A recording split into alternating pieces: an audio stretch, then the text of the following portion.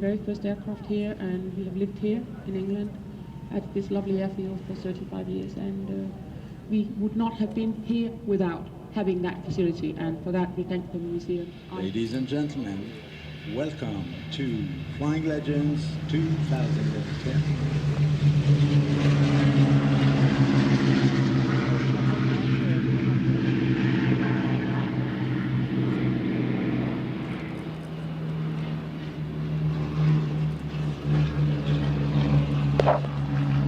Going to turn to the right behind us. That's where they have their waiting area and above the fields, and they are going to formate up there, set up the two elements. Our left are.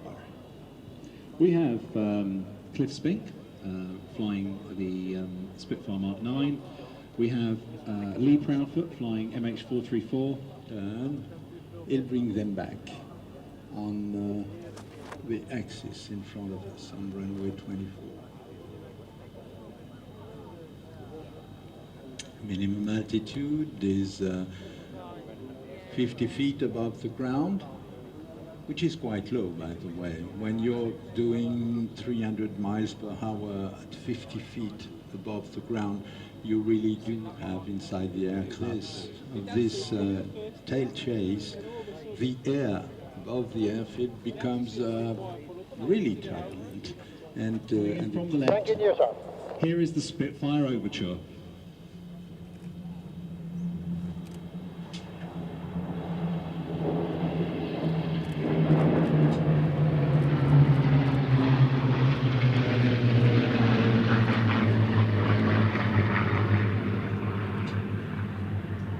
Six Spitfires. Something like what, 1/3 of a squadron? Yeah. And at that time, the young people were sitting in these cockpits were an average age of what, 20 years old, 19 years old, and most of them had never even driven a car. Who was driving a car in 1938, 39 or 40 at that age? Of course, some of them had fathers with money, and they had driven cars, but most of them had never driven a vehicle with a motor. And after proper training, and we'll see later during this afternoon how that training was done, they would end up sitting nested into one of these.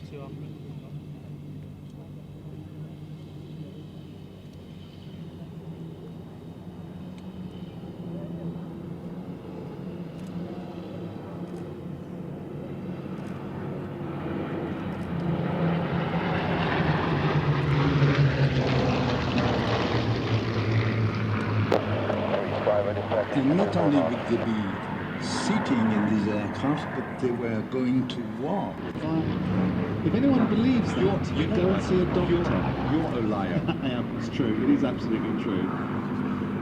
Even if this afternoon, when you look closely at the aircraft, you see that they are buffeted around because of turbulence, yes.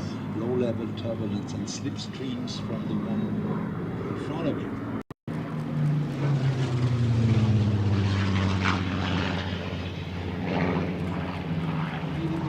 So the 19 here has a wing of this fuel. It also has 2,000 horsepower jammed in under that cowling compared to the 990 or something of the prototype. So massive development throughout the war, leading edge, where the rest of the aircraft all have cannons protruding out of the front of the wing.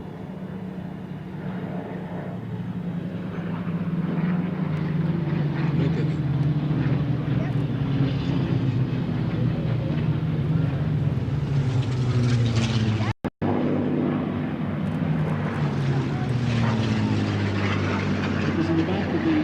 In front of us is Alan Wade flying the Clipwing Mark 5. This was done to improve the roll rate at lows, clipped, cropped and clapped, so they're pretty ancient at that point. Mark 5's the pressure surfaces. Well, the other ones are slightly less muscular in terms of flying, but at the end of it, you're seasick.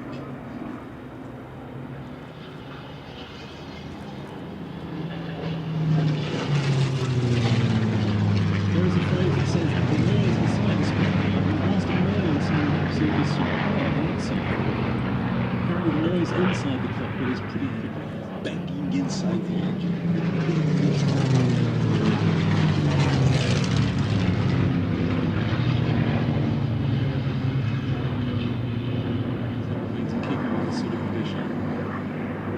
We'll tell later about the history of the Spitfire, about the strange history of this aircraft designed by a dying man, Reginald Mitchell, who obviously put into the design of this aircraft everything he could, yes, in terms of knowledge and intuition for designing flying shapes. Now the aircraft are breaking off behind us. What's going to happen now was really coincide, was a daily occurrence whenever the weather was as nice as it is today. So we have Dave Harvey coming in, barrel rolling over. He's just nipped off to France to do a bit of jerry spinning. The 109 would have small wings, nevertheless quite good at slow flight because they were equipped with a British invention, the hand-gauge stacks, which enable the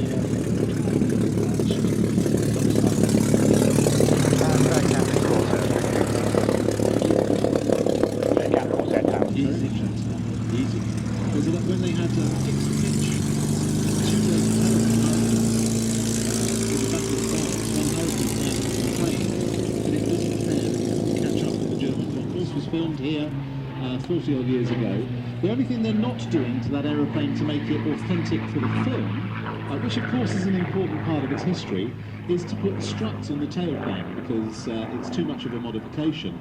And John was telling me yesterday that he'd spoken to Connie Edwards, who flew these aircraft in the film, and he said, oh, I'm not putting the struts on. And Connie Edwards said, well, no, they always used to fall off anyway. The 109 was the result of work by a small design team engineered as light as possible, sometimes at the expense of strength. And the 109 was a perfect example of the genius of building such one. It was very good machine.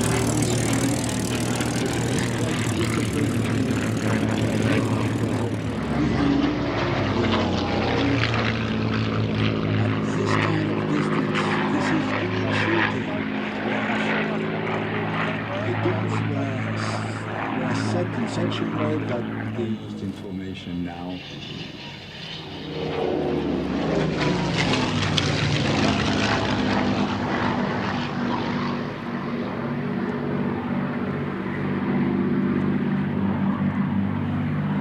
Who's the Spit? The Spit is Cliff Spink in PL 344, the Tom Blair aircraft. Mark 9, and busy turning inside there to bring his guns to bear. Of course, we have to mention that Cliff changed sides 2 years ago. He's defected. He's defected. He's come over here and is now flying Spitfires for the RAF and making a good job of reenacting the Battle of Britain, which of course was, as we say, was done here 43 years later. 43 years ago, when the far side of the aircraft had a half-scale chateau built. The Hurricane squadrons in France were based over there for the film. Yeah. And there's some wonderful outtakes of 109s beating up the airfield at the time. Yeah, we can find it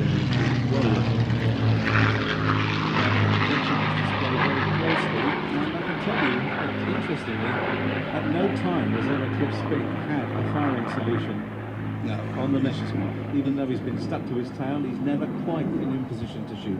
He's always offset a little bit to the right or the left. Well, he used to be offset to the left.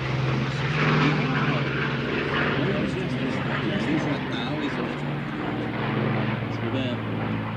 He was going either to get out of ammunition because he would have fired at empty sky, or maybe things so big that in fact for a fighter bomber at that time, the engineers had even designed a hole to place in the fuselage.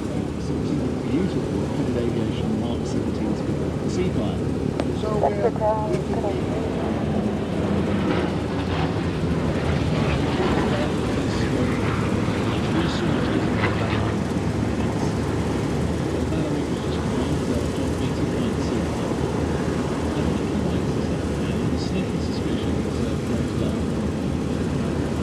Seafire cruise was the vaporized version of the Spitfire.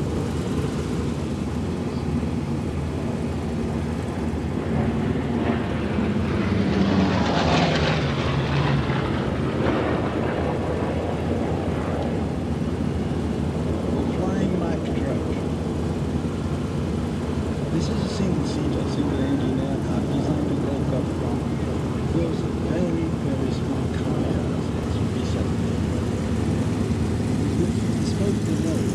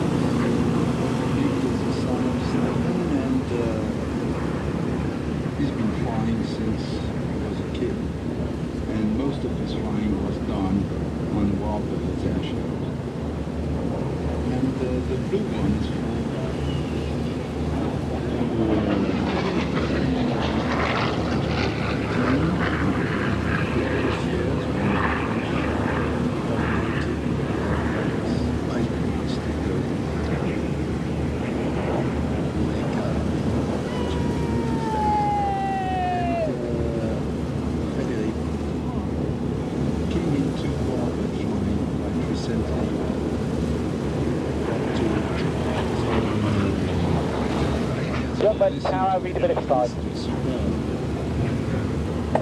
want to run radio check? It just doesn't sound like it's having to work very hard. It's just producing well over 2,000 horsepower. And look at the wings going up. You want to Messerschmitt runway to radio check? These are the last of the just You want to Junkers 52 radio check? Junkers 52 alarm is clear. That is clear, well.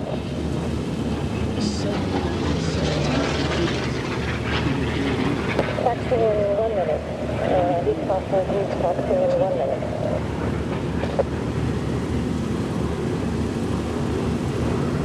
there are some good things written about this period.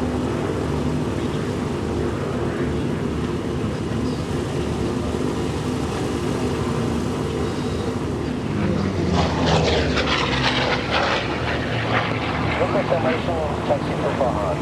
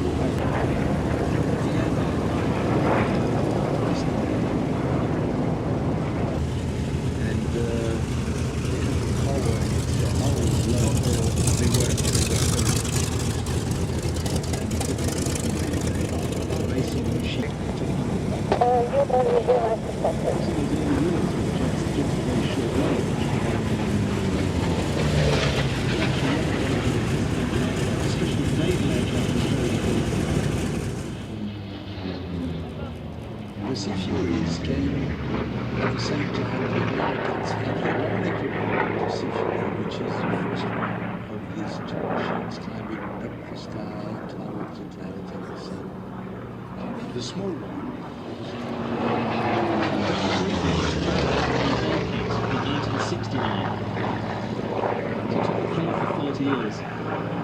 And in synchronization with the Bearcat we have on his right wing, we have the well-known shape of the legendary Corsair, which was probably the first of the heavyweight single-engine.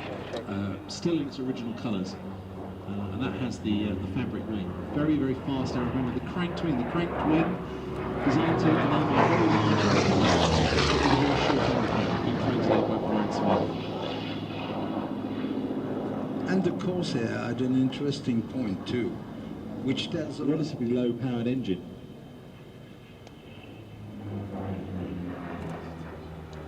Those American aircraft of the 40s, 42, 43, 45, you have another characteristic. They're whistling. Huge range of over 1,100 miles because of that massive fuel tank. You need a large range when you're out over the Pacific. The Bearcat also, that was a range of over 1,000 miles, because the Bearcat also carry 1,000 pounds or 4 or 5-inch rockets.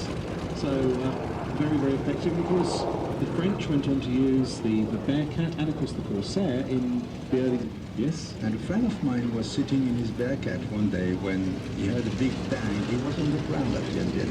And suddenly he was looking up at his engine, propeller still turning, but there was nothing. The same guy on the same engine in the Indian field was sitting in his Bearcat ready to take off in a cloud of dust when suddenly he heard a big bang again.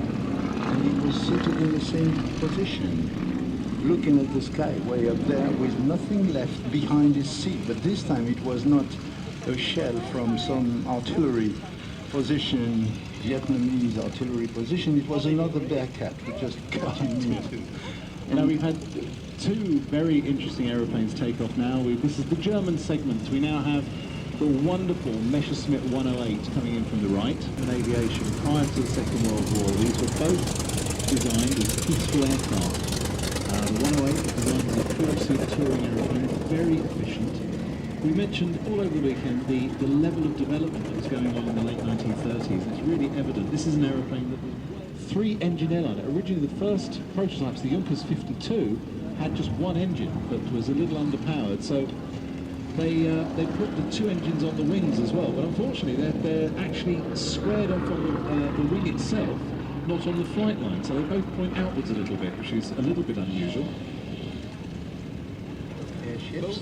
And the only victim they recorded is somebody who wanted to disembark too early and jumped from a few feet of altitude to the ground and broke the leg. And that was the beginning of Lufthansa. But Lufthansa also has a tradition and knows its own history. And so the aircraft is flown by actual Lufthansa crew members who normally fly 777s, 747s or Airbuses. And the 108, the Messerschmitt 108, is also flown by a Lufthansa pilot. And the 108 is fabulous in that today you have very, very few aircraft, 4-seaters of the same power, going as fast and as cleanly across the skies. While the U-52, look at it and think about it. We're in 1937 and you're in Frankfurt or Berlin Tempelhof, and you're boarding as a passenger a 52 like this one, and you are going to cross the world at that speed and slightly higher altitude, let's say, and in what? In 6 days you'll arrive in Peking. Yes. Flying during the day, sleeping in nice hotels at night, and you need it because during the day you would have been bumped all over the sky. And low altitude, then deep into turbulence, into bad weather if there was some bad weather. And that was aviation. Several 108s were used by the RAF during the war as transport as liaison aircraft. They'd been acquired or captured and they were given their own RAF series, so we did operate them. Of course, the Junkers 52 was operated by Lufthansa before the war. After the war, they were also still used by, and of course, it was also very widely used by the Luftwaffe during the war as a principle. It's been buffeted about a little bit. It's a lightweight aeroplane, just very, very efficient, but still relatively small track undercarriage, as on the later 109. It's a family affair. Willy Messerschmitt liked to, whenever he designed a system, he stick to it, and the 108 or 109 family demonstrates that. 108s today are In the Berlin Olympics, and was very, very capable then, and is still. That you think you're flying, you let your imagination work, and just you could say they're musical instruments. He devised three-dimensional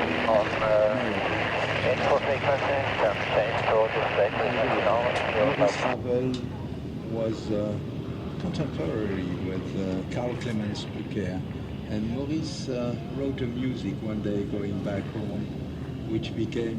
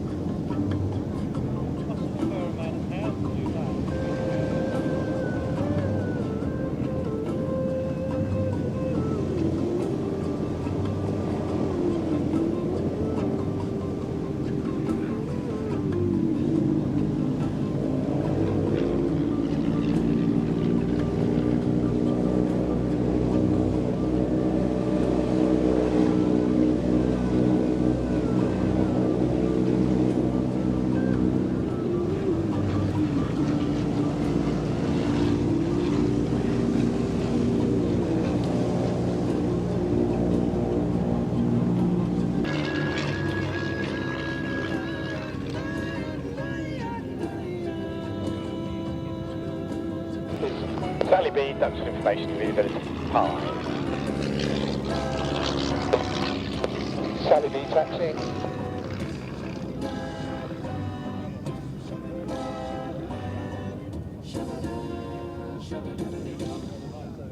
Meisters were used in 1936 Olympic Games, and at the time aerobatics was what they called the demonstration sport as well as gliding.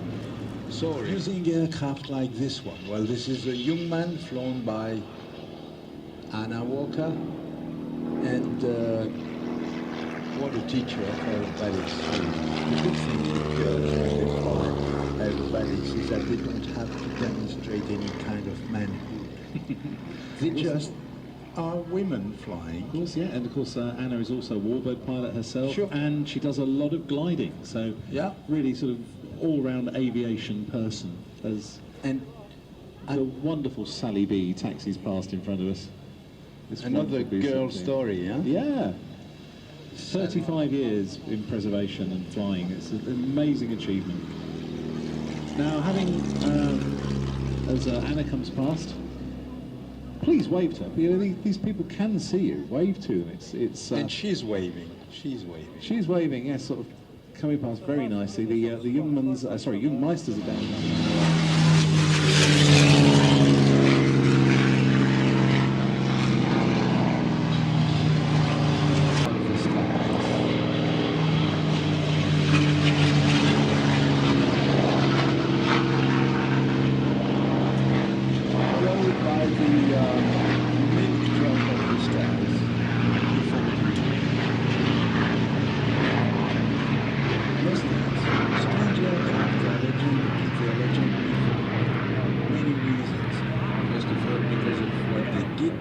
Teaches you not to get into trouble, and she said it also has absolutely wonderful ailerons. Now Tracy is flying the aircraft 001, you'll see as you come past, And this is the prototype of the PT-22. This was a classroom where American would-be pilots during the war discovered the skies and piloting. And the PT-22 was a Western aircraft because it was designed in San Diego at Ryan's and mostly used in the Southwest training centers. It's a 100% Californian aircraft. It's nicely designed. It has all the routes to go cruising along PCH. You can even, it's a torpedo, so you can fly it with your arms tucked on top of the opening of the cockpit on the little leather covering there. And you can wear a big smile in all that wind, and of course, not a lot for quite what's actually a relatively heavy aeroplane. Well, that's, you know, it makes noise. It makes noise. It makes a wonderful noise. A 5-cylinder. It tends to sound. 5-cylinder engines always sound like one cylinder's missing. Yeah. But it's a very good, reliable, rugged engine, and good, reliable, rugged aeroplane that still has that look of being slightly from an earlier era with this way. and of course its predecessor was the Ryan STA with a very closely cowled NASCO engine, inline engine, which was something fantastic in terms of aesthetics. Those people who, most of them, had never driven a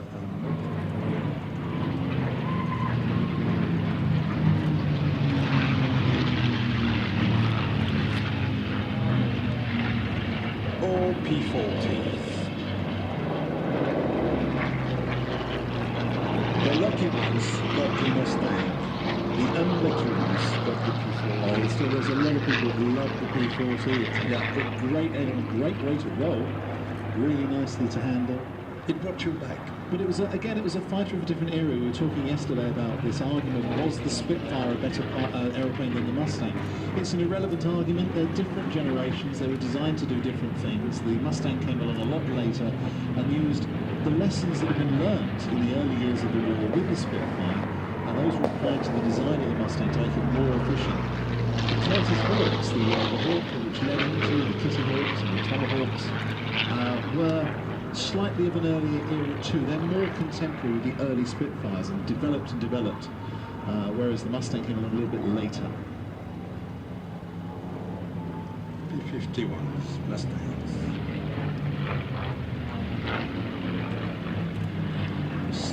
Trench aircraft with multiple souls.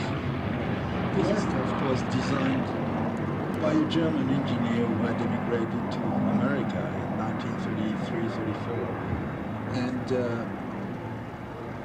it was designed with the help and the aerodynamic genius of a Hungarian, Theodor von Karman, who was head of the aerodynamics department at University of Caltech, California Institute of Technology. Building the P-40, and they decided they didn't want to do that. They could make a better aeroplane, and the British Purchasing Commission gave them 130 days to sort the prototype out, and they built the prototype Mustang in 130 days. And when it was rolled out, it did have T6 wheels, slightly here and there, but it was rolled out very quickly. And of course, the early Allison engine versions were fine low down, but the engine tended to run out of push as it got higher. And then one day somebody had the bright idea of what would happen if we put a Merlin in the Mustang, and lo and behold, you have one instant legend. Had a lot of fuel, a laminar flow wing, which meant less drag in the cruise, so they were able to get more miles to their fuel, so better range, better speed, and it enabled bombers to be escorted all the way into Germany. Mustangs with drop tanks could fly for anything up to 8 hours.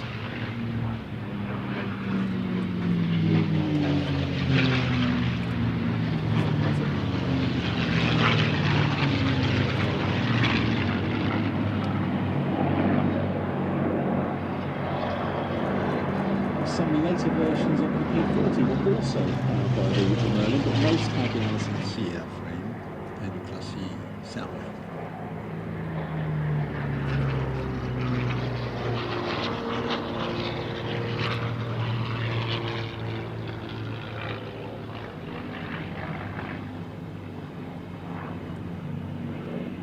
American forces used the P-40 in the Far East.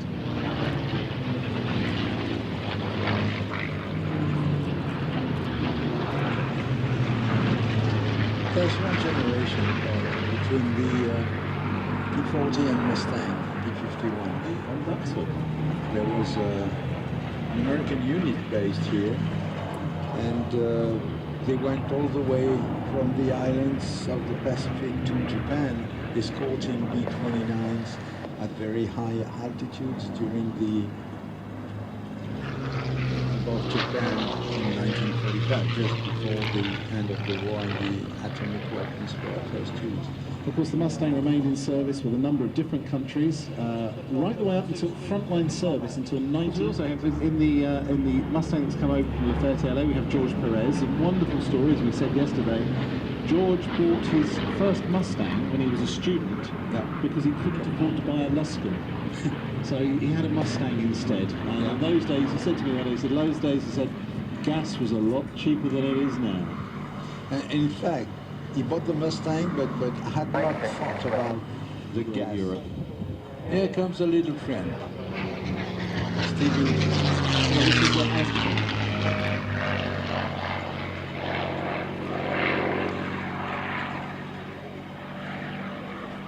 As he came past, you can hear that whistle of the air over the gun ports. As Steve Hinton lands in Miss Velma. The one and only B-17 Flying Fortress, still flying in Europe, because sadly the French one is now grounded, not because of technical reasons, but because of many reasons, including a little bit of finance. And so Sally B is a one and only look after. But in fact, the B-17s were flown by barely 20 years old crews. And just like the fighters. Today we consider these flying machines to be, if you're flying a big airline, aviator, not a pilot, not an aircraft driver, is an aviator. And the fact is that this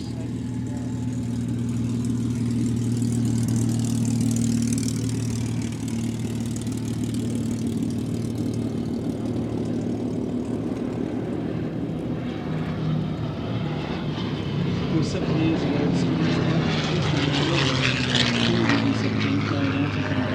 unfortunately, everything was damaged and fell out of the formation, it immediately lost all that support.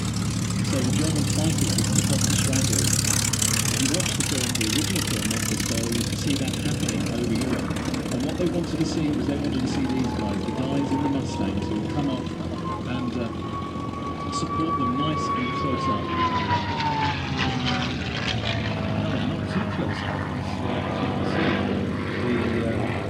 The Mustang is actually doing what it did then, flying cover from behind. It's not formation on the wings.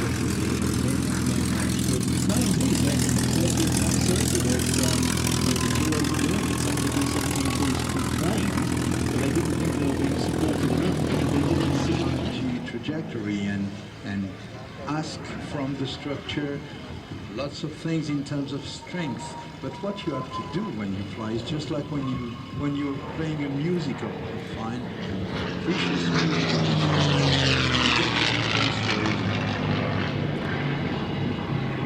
You are not forcing an aircraft into a trajectory. You bring it into the trajectory, just like if you were dancing. Now, indeed, of course, as we were mentioning earlier, the whole thing. The men were wearing uniforms and fighting a war, and here it comes with the smoke. And now, ladies and gentlemen, this smoke is for all of the all the people in the Sally B Supporters Club. This one's for you. The particular history of this aircraft in itself is a saga. This aircraft still exists because of a woman. Indeed. Sally Ellie Benningbow. She's the person. Ellie Sallingbow. Ellie Sallingbow, I get it. She's the person behind this aircraft being still alive.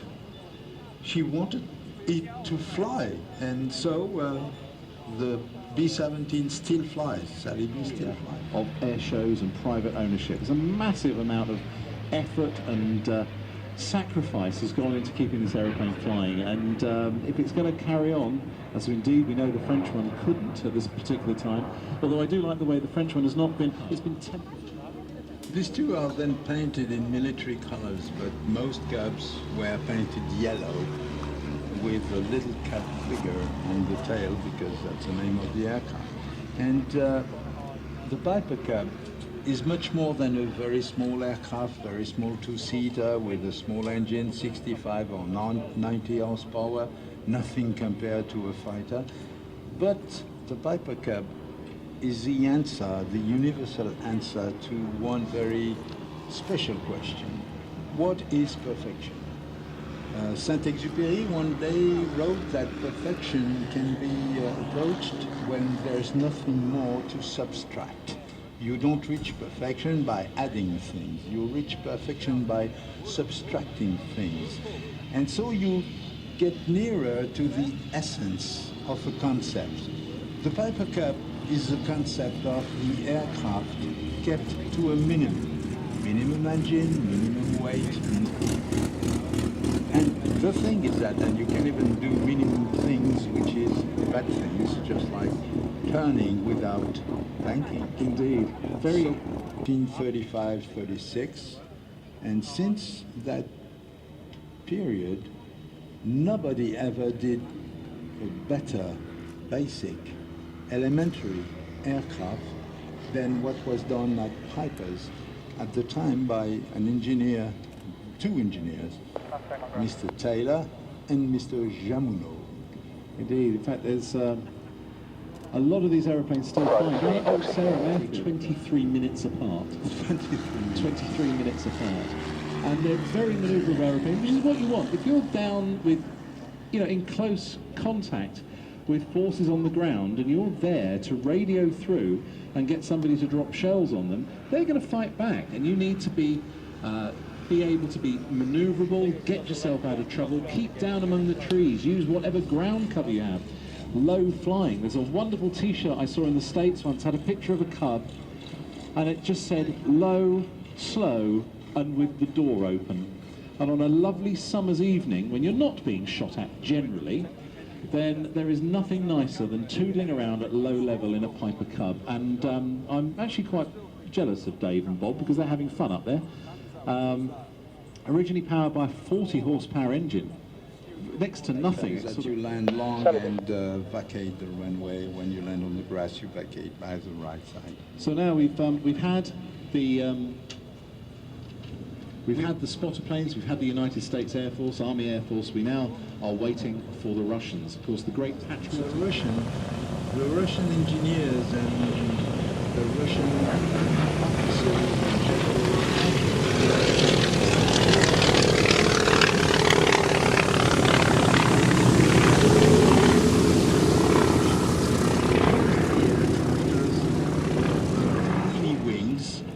Flippers more than wings, and big engines derived from Hispano-Switzer designs, and propellers derived from Iraqi. They were added pieces of wood in the leading edge, which meant that if anything was broken, you could glue it together nice and easily. Now we have two Yak 3s and a Yak 9 arrow on the fuselage. They are fast. They are fast, because after the war, the Yak 3 was further developed with a radial engine and a two-seat cockpit to be the Yak 11 trainer. It was a long way. The looks of the aircraft are coherent with what was...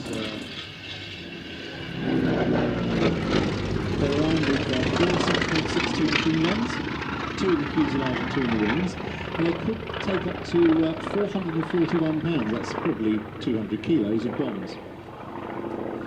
Some of them were flown by women. Yes, indeed. Just like any aircraft in the Russian inventory at the time. This was, remember, the Great Patriotic War. And remember, too, that at the end of the war, when the accounting time came, they found out that something like 22 million something, I guess. Russian people had been lost during the war.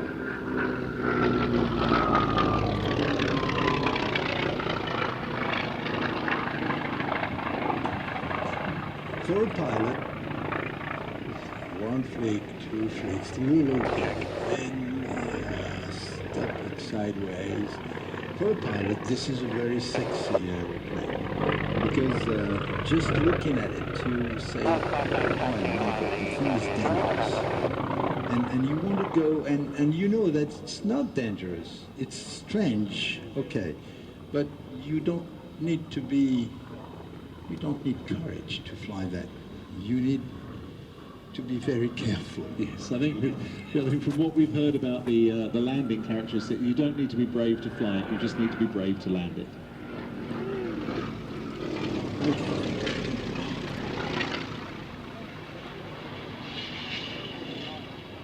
Yorgis sat so low into the fuselage that you just barely see the top of his head. That's why he flies so low, in fact. He doesn't see anything outside. It says here on the negative side, it had poor longitudinal stability, a tendency to stall in a glide, was exceedingly temperamental, requiring highly skilled airmanship to perform well, and not the ground of Duxford airfield by the I-16 landing skid. Now comes the moment of truth. This is what aviating is all about, bringing the I-16 on the ground in one piece. Obviously, he did a kiss landing of and the skid will be coming down. Oh, he's on the hard surface. So landing, really landed, so you can see over the nose, and of course has more rudder control for longer, so directional stability. He's probably digging a trench in the runway. That mythical lack of directional stability. End of the 20s, beginning of the 30s, really. The story we have here is we have the Gloucester Gladiator, we have the Shuttleworth, where aircraft would be handicapped. The start times would be fixed so that slower aircraft took off first, and then the faster aircraft took off last and caught them up to make the finishes very exciting. It's still done. The Royal Aero Club still do air races such as this, although not round pylons. And so here we have... Wouldn't say covered with women, but probably you found him on that track. Well, he ended up with a French wife, didn't he? So obviously, yeah. So, you know, man had taste. But he had a problem. He loved flying. He couldn't live without piloting. And so he was, what, barely 20 years old when extraordinary time span. He did. He took off on February the 5th, 1939, from Gravesend. He spent 60 hours airborne over a period of only 103 hours, travelling at an average speed on the average. The man who had used an Irvine parachute, and he parachuted out to the aeroplane, which would then hit the deck. But look at that new gun. The cockpit is almost flush with the upper fuselage, which means that you don't see anything outside. And it's a very narrow fuselage. So both shoulders are being compressed by the sides of the fuselage. And it's noisy, and it's vibrating. And you spend the better part of 2 full days airborne, crossing Africa like a missile. Indeed, but he not only did that, he also managed to hold the fastest ever King's Cup air race victory, averaging 236 miles an hour over a triangular course of just over 1,000 miles.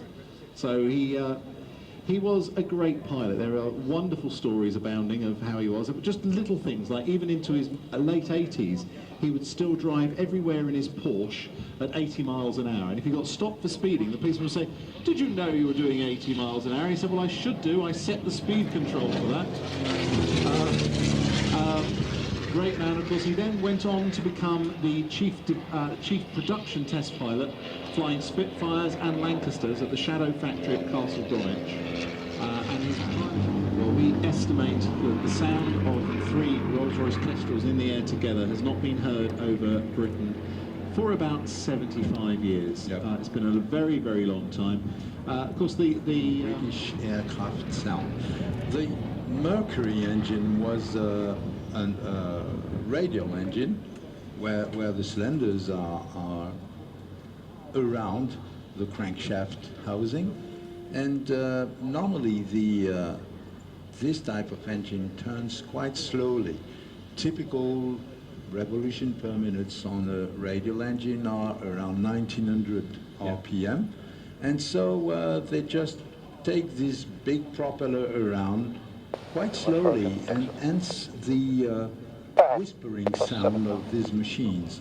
On the Mercury engines, you have, of course, to cool down a little bit the engine, and you use, for the oil, you use another radiator around the engine opening, around a circular radiator, normally made of copper alloy, and the color, which is... This particular aeroplane was rescued in the 1960s by the totally wonderful Viv Bellamy down at the Hampshire Aeroplane Club.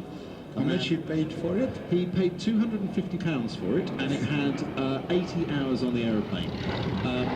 Viv Bellamy was just one of the great gentlemen of British aviation, and he eventually sold it because it was too expensive on fuel, and he sold it to Gloucester's, who kept it flying for many years before passing it to the Shuttleworth collection, where it remains at the moment the only one flying. Stephen has one. We're waiting to see what's going to happen on that, but a wonderful aeroplane.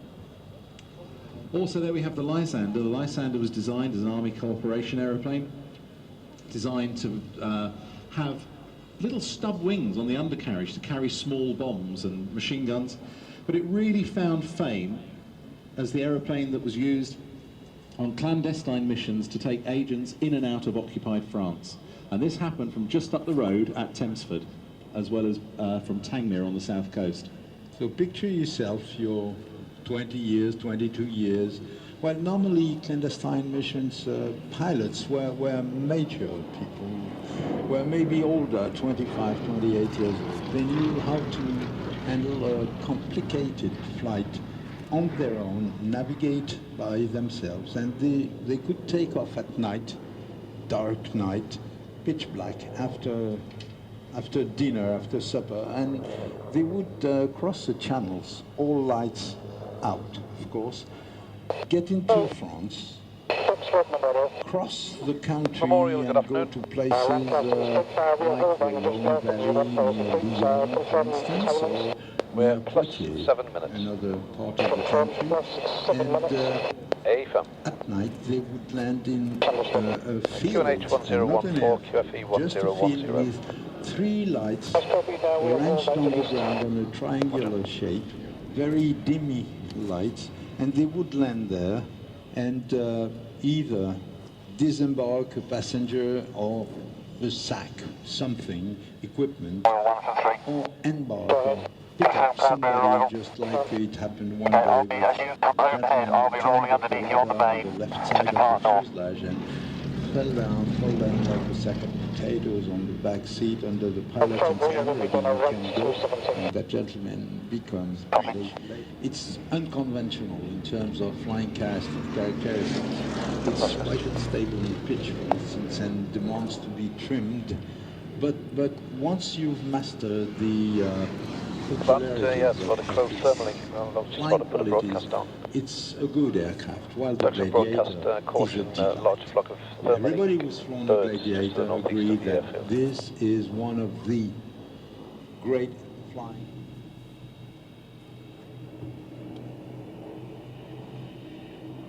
American 2 display now. And Memorial 1 and 3, 2 Duxford display.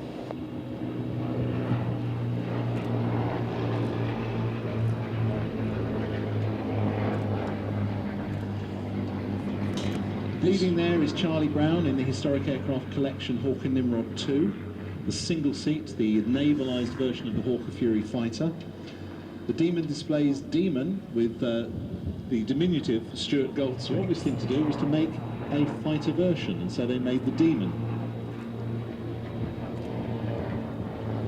But the architecture is the same. They share the same architecture and the same engine. Now Charlie pulling up in the Nimrod to go and play above while Stu and Dave go around. You can see underneath the wings of the Hind are the bombs. The Hind, you can also see that they had this, clearly had the same designer.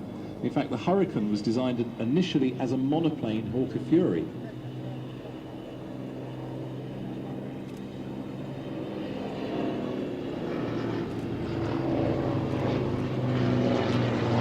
Now, in the 1960s, a number of these were found in Afghanistan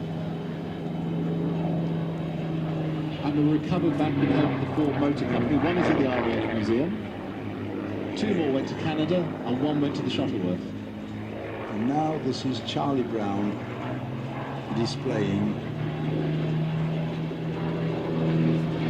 the beautiful strange sound.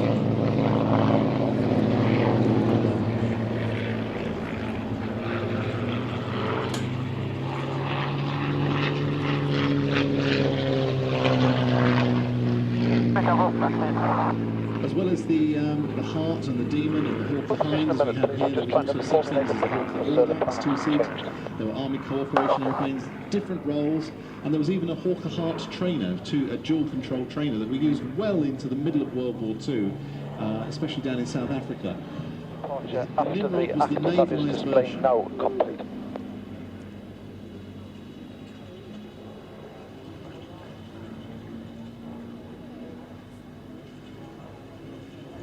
This is what piloting was about in the 30s, mid-30s. Wide, sweeping yards, and that use of what power was available within an airframe which was quite bulky compared to what can happen on airplanes, without struts, without flies, without fixed landing gear, and all those things. Because obviously when they're standing 3-point, the tail is low on the ground and you don't see a thing in front of you. You'll not be able to go to the Sideways, Lancaster and as you Spitfire would in complete a display now, Spitfire, probably for instance, just over where you 10 can minutes. quite clearly see what's on the sides.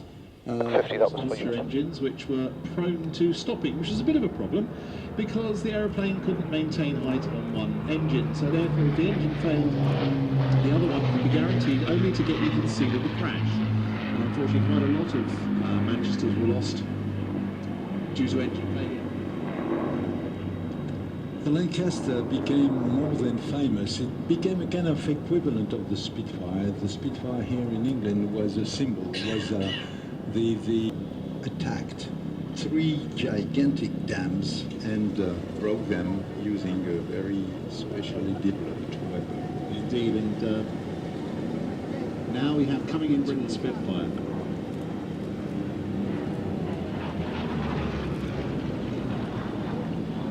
We were talking earlier on about the Battle of Britain Memorial Flight. They really don't cost a huge amount of your taxpayers' money. And if you need to support them, you mention anything about them to your MP, go ahead. They are going to be subject to the Defence Review, the same as everyone else. And it's wonderful what the RAF do to keep your heritage alive. So please support them as much as you can. Of course, they have the stand here as well, so please go and support them there.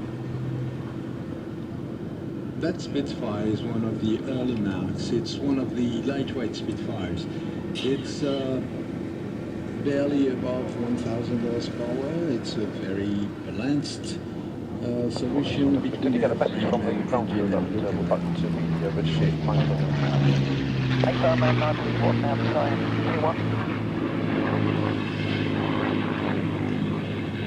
We mentioned earlier, of course, that we have a very wide selection of Spitfire types here. We have a Mark 1. This is a Mark 2. It's the 8 machine gun version with the machine guns well and truly nailed inside the wings so they don't protrude from the front. Also, as you see, it has a yellow patch on the wing. This is a gas detection. The early years of the war, we were still wondering if the Germans would use gas bombs against us. So that was there. That would change colour if there was any form of nasty gases in the air. What did you do then? Stop breathing? Yes.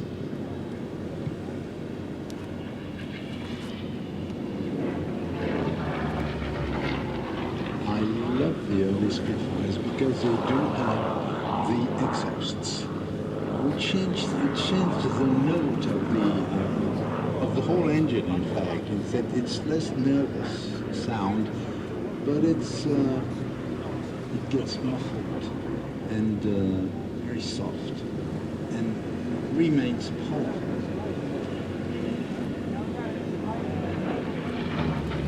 Girls. Back 50, are you still with Duxford? Well, now, those 8 genes buried in the wing were the result, or the actual reason that Mitchell came up with the elliptical wing to actually get everything in the wing. To get everything in the wing. There's a lovely story. Someone said to him, why did you make the wing shape that shape? He said, to get the bloody guns in. But at the same time, the aerodynamically, the wind, the elliptical shape of the wing was known at the time to be very efficient. Look at them. To be very efficient aerodynamically speaking, because of the changing chord of the wing, which is the depth of the wing related to the span of the wing. And so an elliptical wing was the perfect answer in terms of strength, efficiency, but was a very, very poor answer to industrialization of the thing, because it's only made of nerves, two similar components. So it cost a lot of money to design and build. He was mentioning earlier about the fact that this is a very strong aeroplane, and it was a work of genius when somebody decided to take something that was essentially a failure, increase the wingspan, and then, in inverted commas, borrow 4 engines from the Beaufighter production line and clamp them on the front of the wing. And a true legend was born. Dakota Roger, and obviously get a message that we're back to the It's very nice to fly. It could also fit in the great big 2,000 and 4,000 and 8,000 pounds blast bombs, the big almost dustbin-shaped bombs, and with modification it was able to take up to the 22,000. Just stop by, I'll try and get a message to the ground crew. Maybe it might be nice to get the polystop up forward maybe 20 feet so they can have a look. Those we use in such things as the Bielefeld viaduct and the slightly... At lift, after maybe 2 kilometers, runs on takeoff with the 4 engines at full. Well, that was one. Tower, thanks for your help. The ground crew on the way. I'll show you when their location. Yep. And eventually the design was further developed and moved quite a long way from the original Lancaster into. Now the aeroplane now carries the markings of Phantom of the Roar. There were 35 Lancasters out of the 7,000 built that managed to achieve more than 100 bombing missions. And most of them shut down well before this. Phantom of the Roar survived the war, but was used as an structural airframe and eventually scrapped.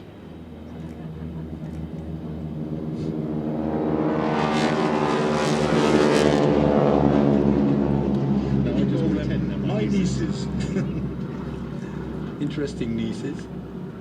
The girls are beautiful, first. Second, when they land, you shouldn't try to kiss them too quickly, because normally they do have lots of bugs smashed on their front teeth. No, they are happy. No, it's one. What we were saying yesterday, one great thing about this is that the girls, we have Stella and Sarah on their wing today. See you as they're doing this. Of course, the girls being buffeted at the top there, going around the top of the loop, because standing up means their G tolerance is lowered. It's much easier to take higher G if you're sitting down or even laying down. Funny thing about the Stearman 450, as someone who operates a Stearman 225, is that the 450 horsepower with almost a double horsepower doesn't go faster. No, it doesn't go faster. It makes more noise, but the thing is that it generates heat when you're in the front cockpit. Yes. You're really cooked in there. And of course it was useful when you were carrying things to be sprayed on crops.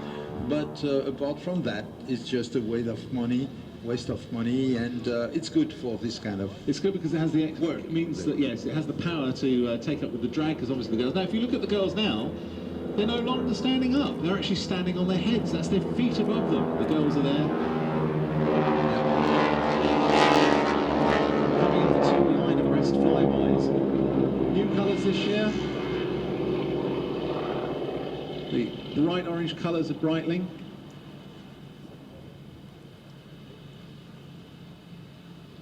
The girls were saying that both pilots managed to get new Breitling watches, but they already had Breitling watches and they were given new straps. They didn't think that was particularly fair, but never mind. I'm sure the deal is going to be very good for them long run. Now coming around, they've again moved into position.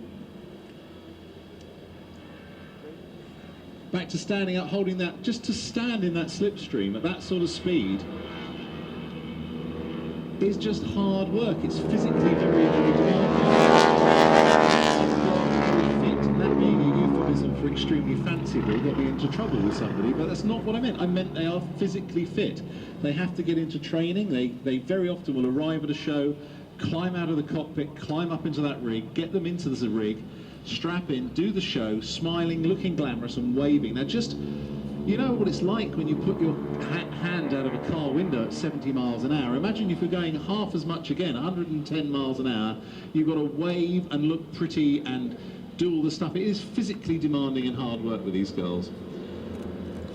And with them is back the old fantasy, golden age of aviation, when people were, this was right after the Great Depression or right behind the Great Depression days. William Faulkner, who himself was a pilot, and Faulkner owned a Waco biplane which looked like a little bit like this aircraft. And at that time, wing walking acts were the norm, but the thing is that safety measures were not what they are today, and lots of wing walker, either male or female, just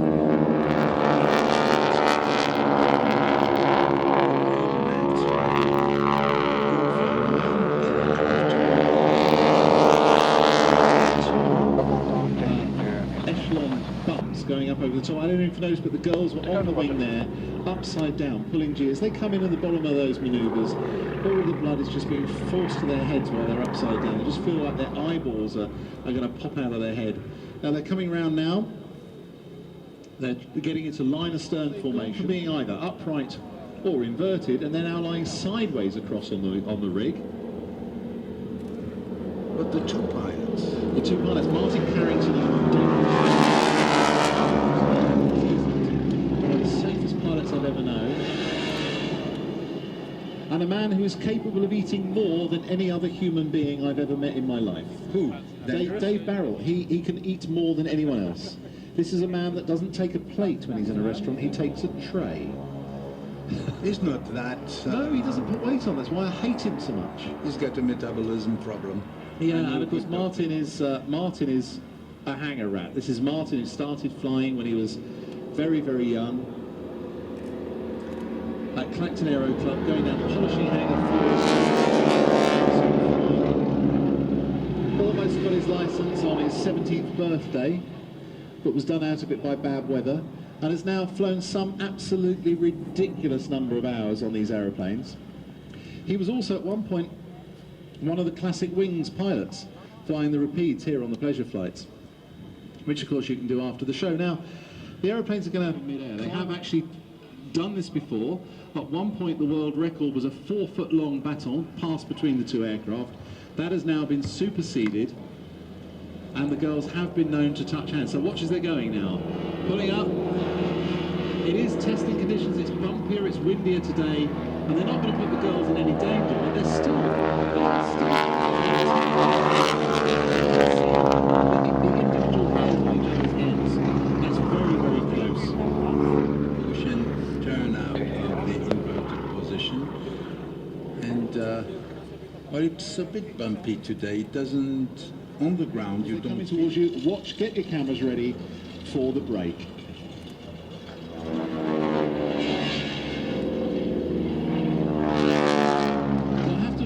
Sure about the the new colour scheme when I first saw it, but I think in bright sunlight with a bright blue sky, I think it looks great. Now as they both turn away, they're going to line up for some opposition manoeuvres. The big thing with the stem and with the big engine is noise. It makes noise with the big 450 Pratt. It does, and these girls, as you say, they work very hard. When they go somewhere, because it burns a lot of fuel, they very often have to refuel on the way somewhere. And while the pilot's doing the paperwork, it'll be the girl that has to go along the range to get the aeroplane refueled. Sarah Tanner. Who is the one now going from left to right? I have a wonderful photograph of her sitting on the wing. Absolutely buckets of rain coming down. The poor girl was absolutely soaked. And many years ago I said to Helen Tempest, who was wing walking for years, I said, what do you look for when you're employing a new girl? And she said, somebody that can keep smiling when she's wringing the water out of her last pair of socks. Now the girls again sideways on the ring, coming in for an opposition. 45-degree opposition move.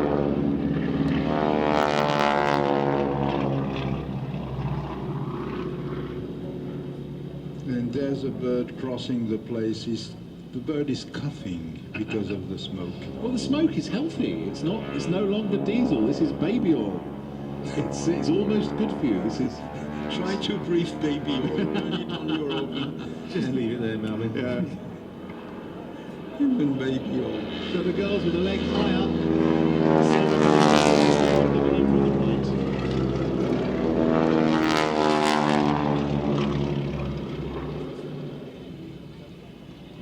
Speeds up to get the speed, pulls the nose up. With the girls a bit of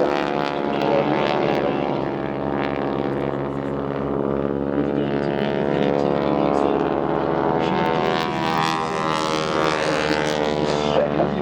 tapping. So much fun. Strange people. I would love to do it, I really would, but I think I'm too big for the ring. I would love to have a go.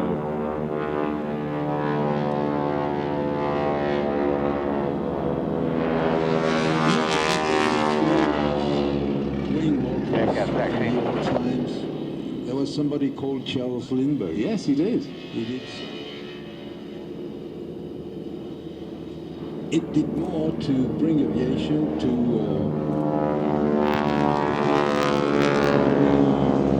serious things. That was the only way the public at large could experience aviation. Indeed.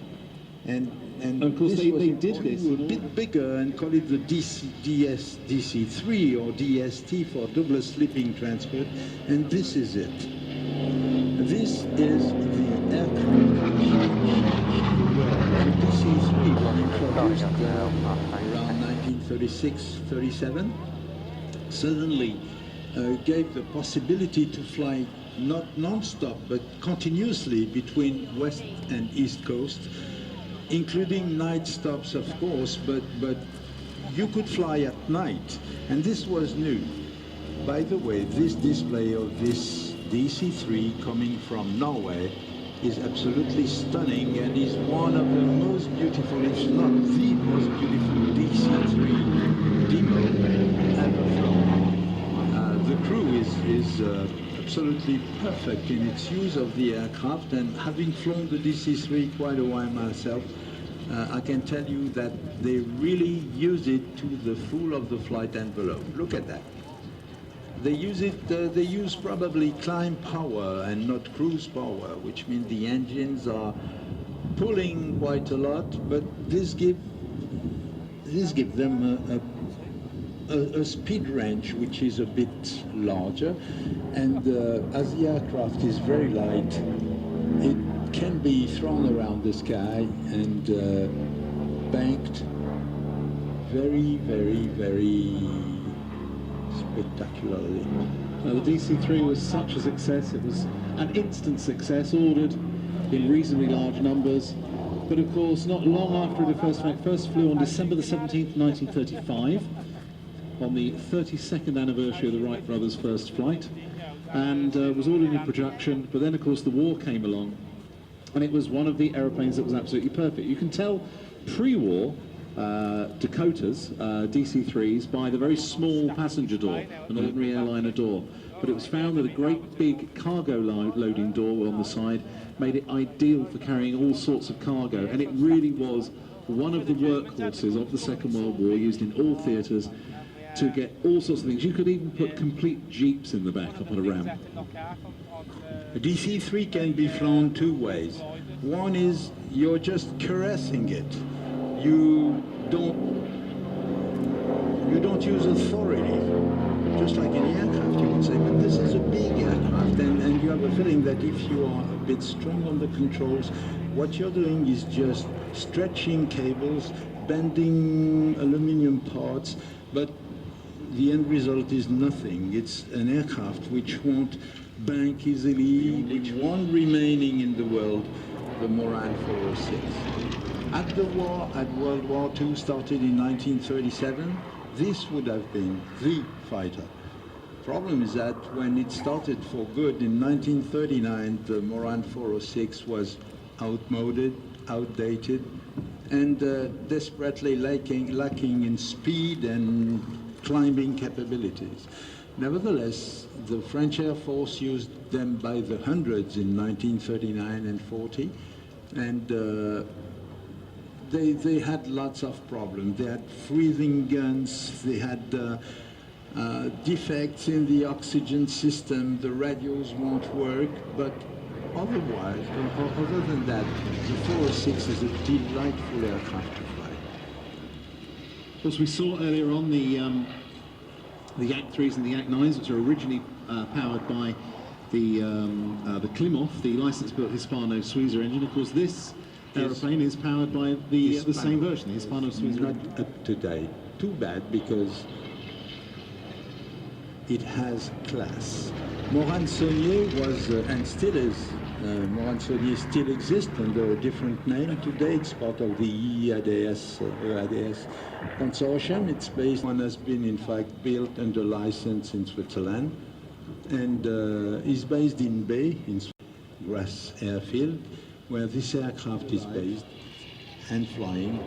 It's because the man who flies it, Daniel Toblet, has spent, what, years, like everybody in this business, years rebuilding it, taking care of it, modifying things, trying to restore originality as well as safety into this beautiful little fighter. Of course, the Moran 406 was of of little use, some say, because the Battle of France was lost by France against Germany. But as during the Battle of France, which lasted 6 weeks only, the German Air Force, the Luftwaffe, lost something like 900 aircraft to the French Air Force, mostly to Moran 406 like this one, and Curtiss 75, Curtiss Hawks, like the one which is standing in a hangar behind us at the fighter collection. Some people seriously think that being short of 900 combat aircraft, the Luftwaffe, which engaged the Royal Air Force in the Battle of Britain, was a bit weaker than it could have been, and that probably this contributed to We'll pass that on, thanks. aviation in numbers, aircraft, parades this show. Followed by Fred Acari, the French airline pilot in his Sea Fury, followed by, which one is this? That's a TF. Steventon, the American one, in the fighter collections. Brian Smith in the French Mark. The first French Skyliner has been flown by Brian Smith. Sorry, no, Carl Schofield, the Duke This one is the one from La Ferté-Alais, the Skyraider. This one has an oil problem, by the way. When you look at the side of the airplane,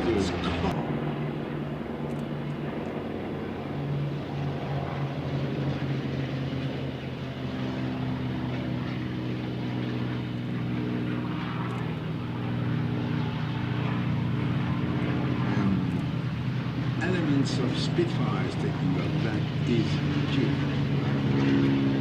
We've got Hannes Forming, open Leutnant, I think now, we're demoted.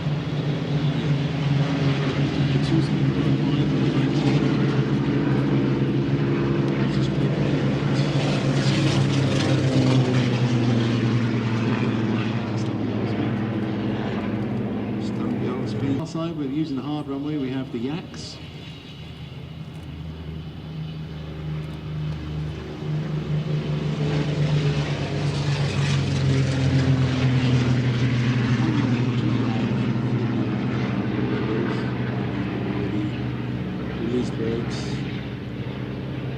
They're off Europe and they're all heading west for a rendezvous with the leader. I mean, well, this show, ladies and gentlemen, has been a dream. It's a time, let it accelerate according to its nature, and this is one of the most beautiful pieces of flying you could see.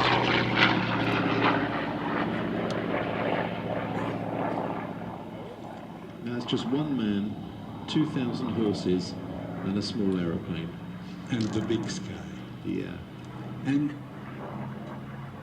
Stephen devised, I think in one bright idea, he got his reward, which is that when the bulbo is being set up under the guidance of the boss of the Flyers, Pete Kinsey,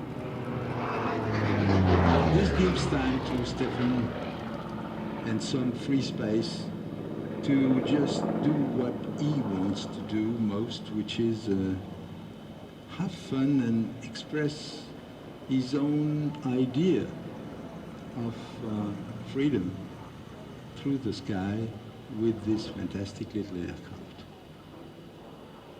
And he called the act the Joker because the Joker fills in the holes. The problem being that the Joker is so nice that you start to wonder if the Joker is more important than the rest.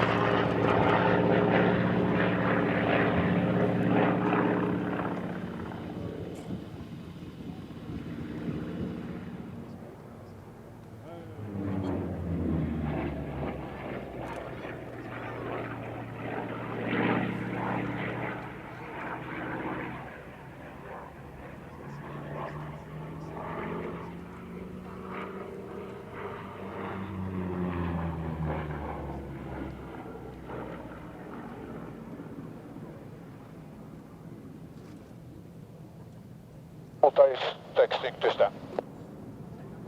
Dakota, thanks very much. What an excellent display. And taxi to stand. Thank you.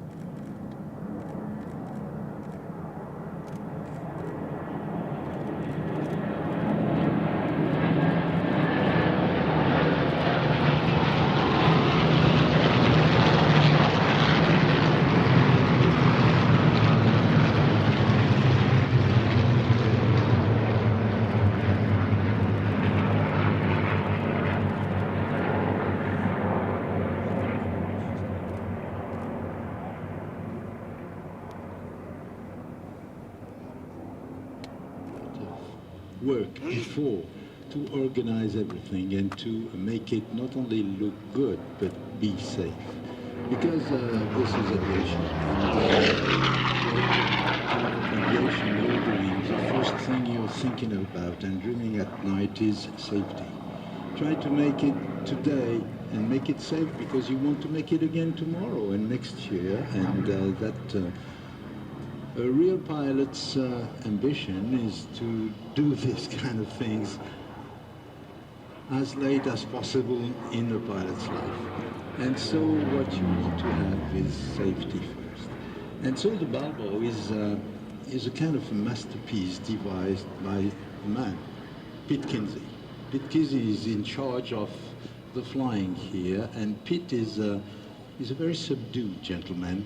He's a total aviator. He's somebody who started flying gliders and who's a very good glider pilot. And a glider pilot is somebody who loves to soar above high mountains, snow-capped mountains like the Alps, on his own and do beautiful things. But Pete Kinsey happens also to be an aerobatic pilot who once was a member of the British National Aerobatic team, and he became an airline pilot and is flying.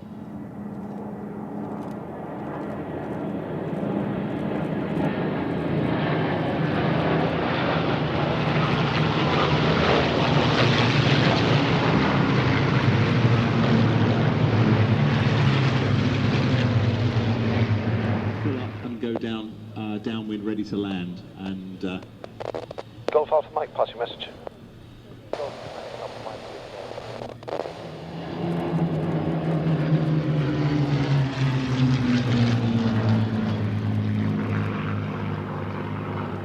so as the Spitfires break.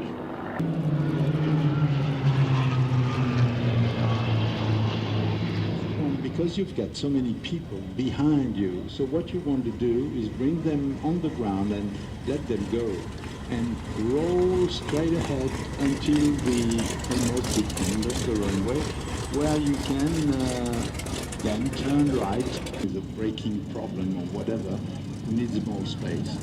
You have to be very careful and not only fly for yourself, but fly for the others. Delta Alpha Kilo Roger, we'll do that for you. Have a nice flight back. Bye-bye. Special. That's what aviation is. H1015. Meanwhile, the first pilot is common sense. It's not bravery or skill or whatever. It's common sense, because when you add common sense to everything else, you end up with a good aviator. And those people who fly the aircraft today are good aviators, but they won't fly. They won't be able to fly the aircraft without another time set up this whole fleet looking at the aircraft and watching the show, and some of them fly the aircraft and some others maintain the aircraft and some others do park the cars in the parking areas and some others in the control tower just keep a watch in it. And all these people together make flying legends.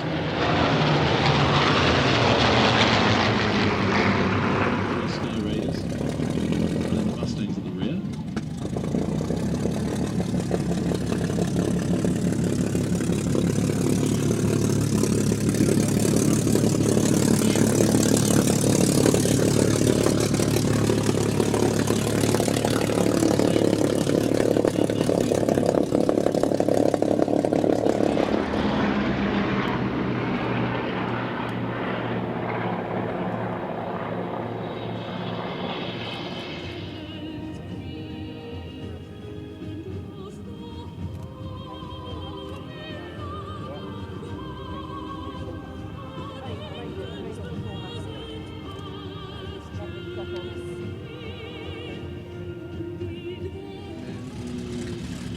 Did lots of good things for British aviation and aviation in general, and I was very proud to be speaking to him as a journalist. Oh, French is invented.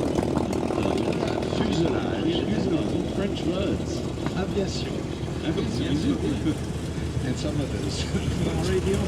Avion was a word coined by somebody very close to you is Madeira. Invented the word avion. But somebody would tell you, explain to you that it all comes from late Aviar.